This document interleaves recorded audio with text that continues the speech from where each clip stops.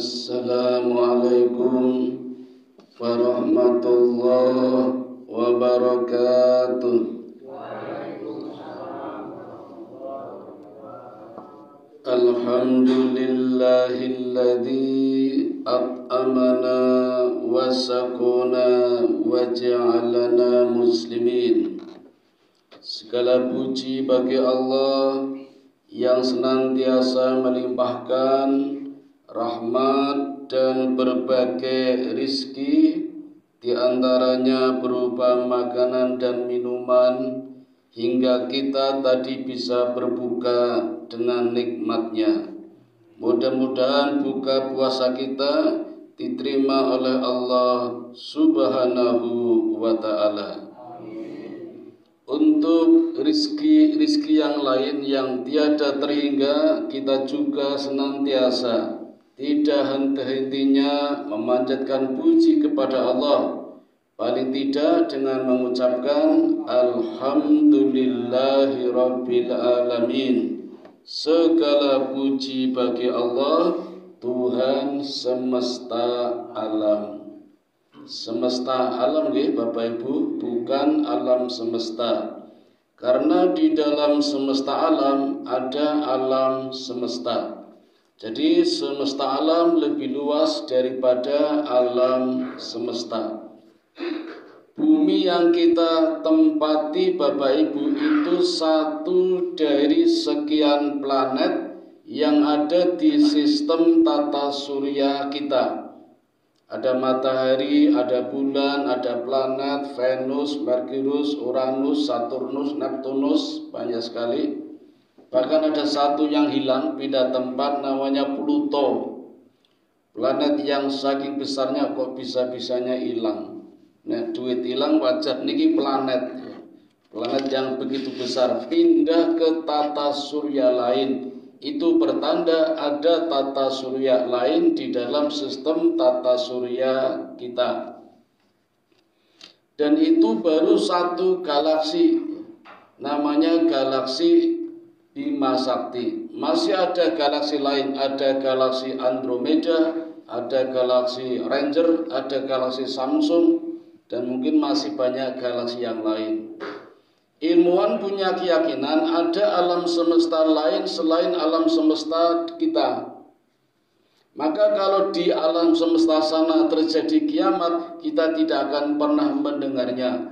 Atau mungkin di alam semesta kita kiamat, sana pun tidak akan mendengarnya. Saking luasnya alam semesta, itulah yang namanya semesta alam. Pujian Allah seluas itu, bahkan lebih luas lagi. Dan Allah akan membalas 10 kalinya kepada siapapun yang mengucap Alhamdulillahi Rabbil Alamin. Dari sekian luasnya alam semesta atau semesta alam Bapak Ibu, planet yang paling unik adalah bumi. Maka bumi sering disebut sebagai planet ketiga atau planet kehidupan. Karena di bumi inilah banyak makhluk berbeda ragam yang bisa hidup. Di matahari tidak, di bulan tidak, tapi di bumi ada hewan, ada binatang, ada tumbuhan, ada manusia, bahkan ada bangsa-bangsa sebelum manusia. Di dalam tafsir Jalalain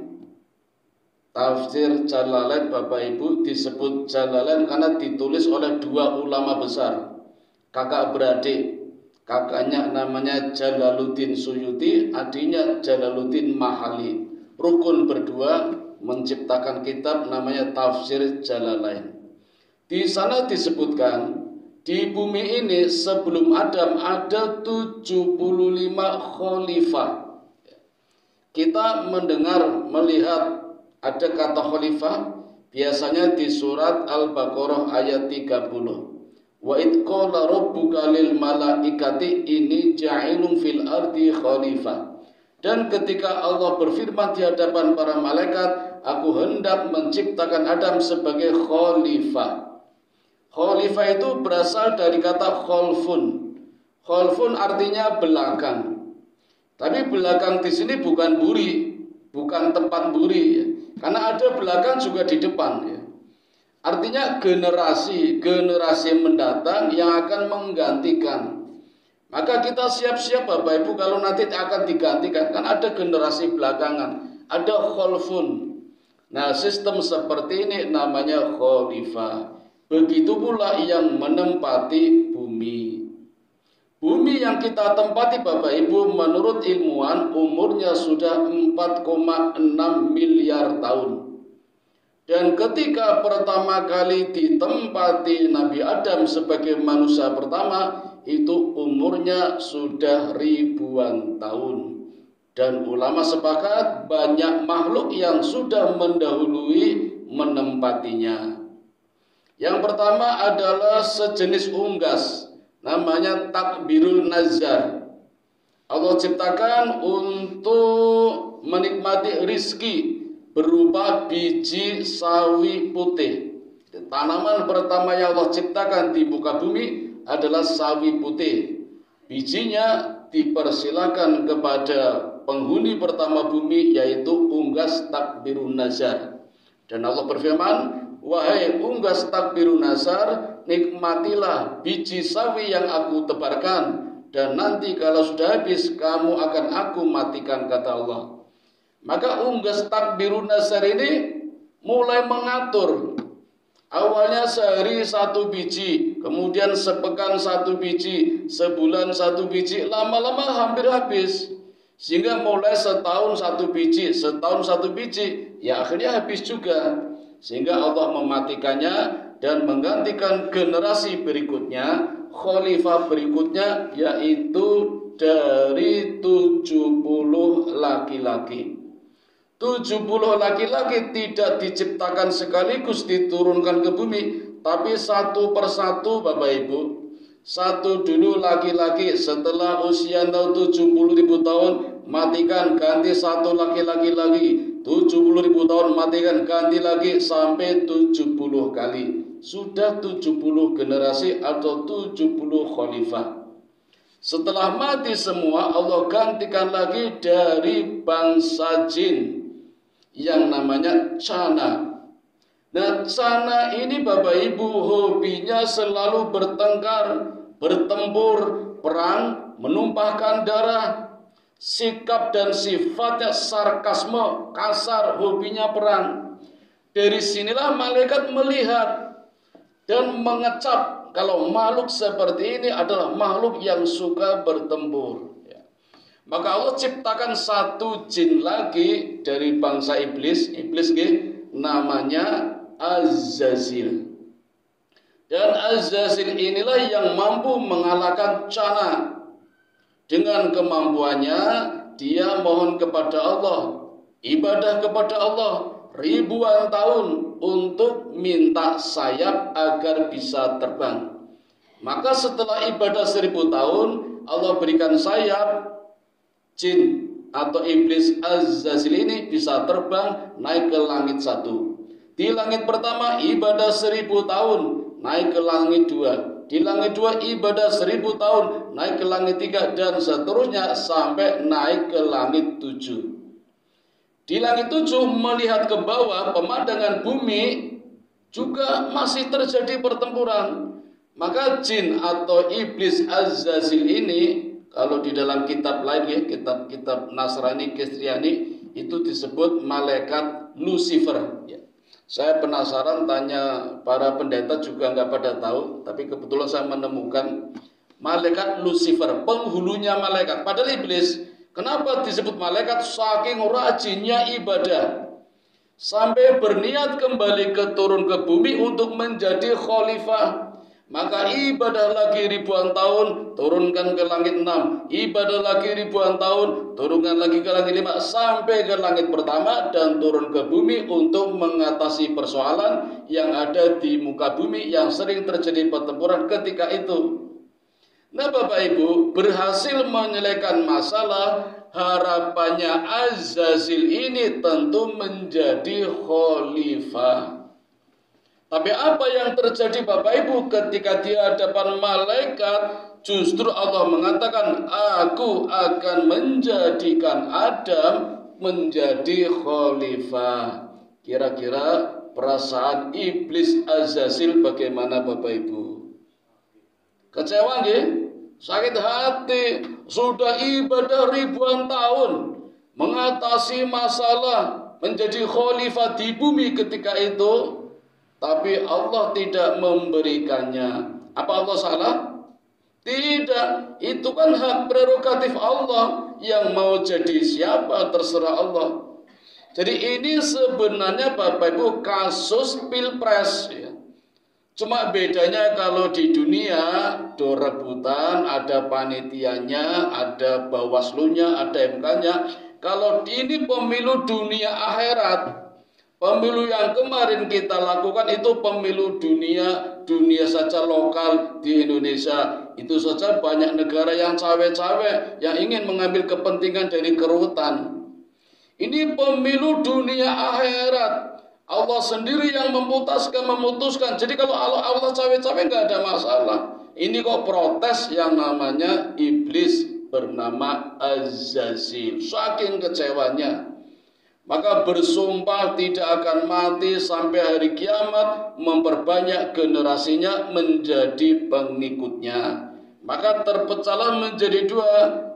Ada yang jin soleh, ada jin yang kafir. Nanti bisa dibuka Bapak Ibu di dalam surat jin, terpecah jin itu. Ada yang soleh, ada yang kafir. Ada yang yakin kepada Quran, ada yang tidak. Nah yang tidak inilah Bapak Ibu yang disebut setan. Nah satu jenis setan yang sering membuat orang kecewa adalah setan dari generasi Azazil. Namanya Tibir. Namanya siapa Bu? Tibir. Ada yang nama samanya? Mohon diganti kalau ada yang namanya sama. Ini selalu membuat orang kecewa. Maka kita sangat dilarang menjadi bala tentaranya mereka. Terjebak dalam bujuk rayu mereka, kemudian sedih dalam kesedihan yang mendalam. Sampai stres, teriak-teriak, kesurupan. Nah, ini juga ulah setan yang namanya Tibir. Dan mereka selalu menyerang kepada orang-orang yang kesepian, yang selalu menyendiri, apalagi di waktu malam, sering di pojok-pojok, di kegelapan, itu menjadi sasaran. Terutama yang mereka sedang stres, melamun, banyak masalah, bingung, galau, mulai masuk, awalnya dari melamun. Sampai orang itu kesurupan itu karena tidak kuat dengan bujukan godaan setan yang bernama Tibir. Maka Nabi mengatakan jangan berlebihan ketika sedih. Bagaimana biar tidak sedih? Kata Nabi, cintailah sewajarnya saja, tidak berlebihan. Terutama ketika mencintai seseorang. Bencilah seseorang sewajarnya saja, jangan berlebihan. Boleh jadi orang yang paling kita benci besok menjadi orang yang paling kita cintai. Bisa jadi orang yang paling kita cintai akan menjadi orang yang paling benci. Maka sewajarnya saja, tidak berlebihan. Ketika berlebihan kemudian tidak sesuai dengan idealitanya, maka terjadilah perasaan kecewa. Disinilah tampil peran dari seorang iblis, seorang setan yang bernama Tibir. Nah Bapak Ibu, di bulan Ramadan ini ada satu keyakinan dalam agama kita. Ustadz juga sering menyatakan, katanya di bulan Ramadan tidak ada setan, semuanya dibanda, dibondo, disal, dipenjara. Laras mboten? Tapi kenapa Bapak Ibu masih banyak orang yang berbuat maksiat? Ya. Pak AR dulu pernah ditanya oleh seseorang, kenapa Pak AR katanya setan di penjara, kenapa banyak orang jahat, orang maksiat di bulan Ramadan, banyak pula orang tidak puasa, di siang hari merokok, masjid sepi, kalah dengan sekolah, kalah dengan elita, ayo. Joli, tadi saya lewat, saya mikir Bapak Ibu, dilala macet dalane. Iki nak yahwene macet terus mangkate jam piro, apa yo do salat maghrib niku. Saya kadang mikir seperti itu. Jarane setan di penjara. Nah, Pak AR jawab, iya betul setan di penjara. Lah itu berbuat jahat, itu setannya. Jadi kamu sendiri saja setan. Atau tidak ada setan pun kamu berbuat seperti itu, apalagi ada setan. Itu jawaban Pak AR. Jadi kadang diri kita sendiri yang merusak, Bapak Ibu. Itulah yang namanya bisikan, godaan. Itu tidak kelihatan, maka disebut jin. Jin itu dari 3 huruf. Jim, ya. Jin, jim, nun, jin. Jadi double jinna, minal jinnati wanas jinna. Itu artinya tersembunyi. Kita akan tahu melalui Al-Quran dan As-Sunnah. Kalau tidak lewat itu hanya meraba dan menduga, jangan-jangan. Adapun penampakan itu hanya personifikasi, penggambaran. Karena sesungguhnya jin itu tersembunyi. Jin itu artinya tersembunyi. Jadi kalau ada jin menampakkan diri, saya yakin jin itu sedang stres itu. Sedang ada masalah, kurang gawean itu loh. Orang dekonso, dewean, galau, terus nampak, itu berarti jin bermasalah. Jin kurang piknik itu loh. Jin itu artinya tersembunyi kok, tidak akan nampak. Dan kalau akan nampak butuh pengorbanan, perjuangan, karena pindah alam. Maka kita nggak perlu takut sebenarnya. Itu rahasia Allah, jin. Nah Bapak Ibu, di bulan Ramadan ini kita bisa mengalahkan jin kalau kita punya junnah. Apa itu junnah? Perisai. Itulah yang dikatakan Rasulullah ketika Rasulullah mendapatkan wahyu untuk menunaikan perintah puasa. Surat Al-Baqarah ayat 183. Perintah puasa tapi turunnya di bulan Sya'ban. Artinya apa? Siap-siap. Maka begitu Rasul mendapat perintah ini, Rasul senang dan mengatakan kepada para sahabat, as-siyamu junnah. Puasa kita perisai. Perisainya tidak kelihatan. Dan dengan perisai inilah mampu menahan godaan para jin. Jadi kita perlu junnah untuk melawan jinnah. Kalau kita bisa mengalahkan jinnah dengan menggunakan junnah, maka kita akan mendapatkan jannah. What is the meaning jannah? Surga.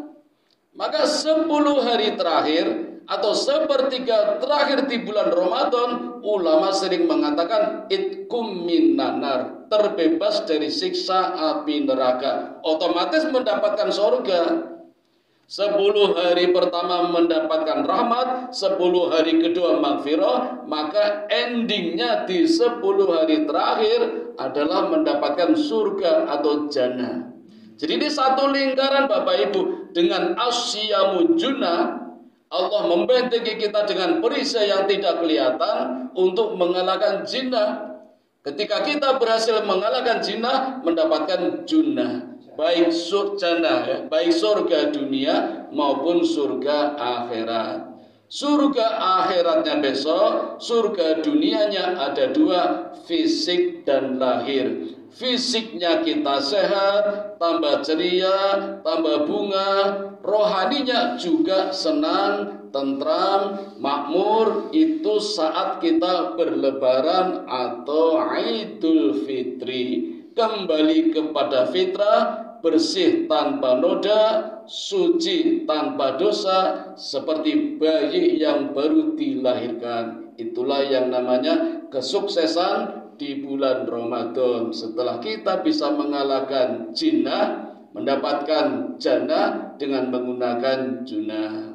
Nah Bapak Ibu, mari kita berdoa bersama-sama. Mudah-mudahan puasa kita sukses, mengalahkan semuanya, dan kita mendapatkan Idul Fitri, hari kembalinya kita suci, persis seperti kita waktu dilahirkan dulu. Dan kita berharap menemukan malam Lailatul Qadar, walaupun sekali, tapi itu bisa membuat kita melompat jauh 83 tahun, lebih 4 bulan, untuk meningkatkan kejayaan kita dunia dan akhirat. Amin ya robbal alamin. Bapak Ibu, sepertinya malam ini tugas terakhir saya. Mohon maaf kalau banyak kekeliruan. Dan bila di hari lebaran esok tidak ketemu, izinkan malam ini saya mengucapkan taqabbalallahu minna wa minkum wa taqabbal ya karim minal aidin wal faizin wal maqbulin. Mudah-mudahan Allah menerima segala amalan kita di bulan Ramadan dan bertemu kembali di bulan Ramadan tahun depan. Amin ya rabbal alamin. Mari kita tutup dengan doa kifaratul majlis. Subhanakallahumma wa bihamdika asyhadu an la ilaha illa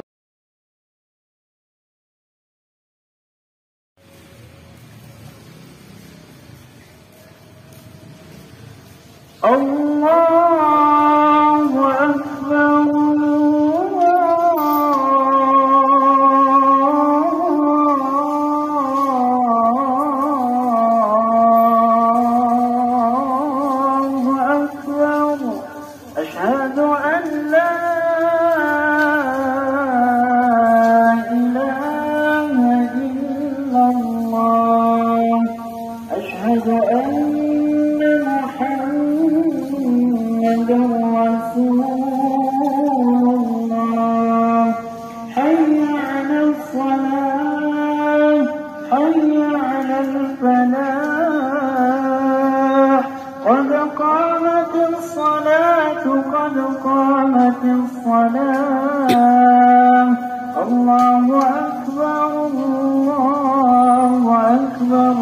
La ilaha illallah.